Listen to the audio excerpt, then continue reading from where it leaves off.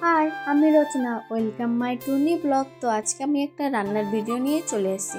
বাজার থেকে কিনে নিয়ে এসেছিলাম মাছ। তো মাছগুলো আমি আলু ফুলকপি দিয়ে রান্না করব। তো অলরেডি আমি ফুলকপি আলু ফুলকপির ডাঁটা আমি কুচি রেখে দিয়েছিলাম। তো দেখো আমি সব কুচি নিয়ে রেডি করে রেখে দিয়েছি। তারপরে আদা পেঁয়াজ রসুন এগুলোও আমি কুচি রেখে দিয়েছি, যাতে আমার রান্না করতে সুবিধা হয়। তো সব আমি রেডি করে নেওয়ার পর যেটা আমি মাছ ভাজা তেলটা আমি রেখেছিলাম, সেই তেল দিয়ে আমি আলু ফুলকপি রান্না করব। তো আমি পেঁয়াজ দিয়ে দিয়েছি। তো আস্তে আস্তে এক এক করে সব পেঁয়াজ আদা রসুন আমি দিয়ে দেব। তো হালকা করে পেঁয়াজটাকে ভেজে নিতে হবে, তারপরে দিয়ে দেব কুচি রাখা আলুটা। সেটাকেও ভালো করে নেড়ে চেড়ে নিয়ে একটু হালকা সামান্য করে 5 মিনিট ভেজে নিতে হবে।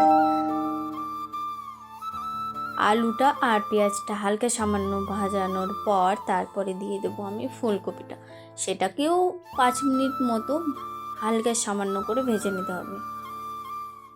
তো তারপরে আমি দিয়ে দেব লবণ হলুদ।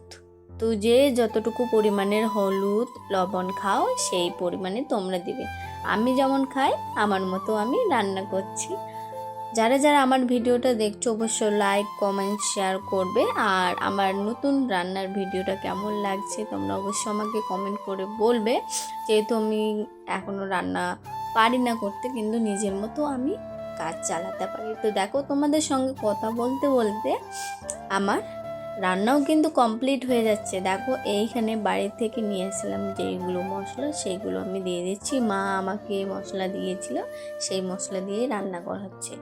তো দিয়ে দিয়েছিলাম টমেটো। তো অনেক দিন ধরে টমেটো খাইনি, তো টমেটো দিয়ে দিলাম। তো তারপরে হালকা সামান্য কষিয়ে নিয়ে তারপরে দিয়ে দিয়েছি আমি জল। তো জলটা পুরো ফুটে গেছে ঝোলটা। তো দিয়ে দিয়েছি মাছ। তো টাটা।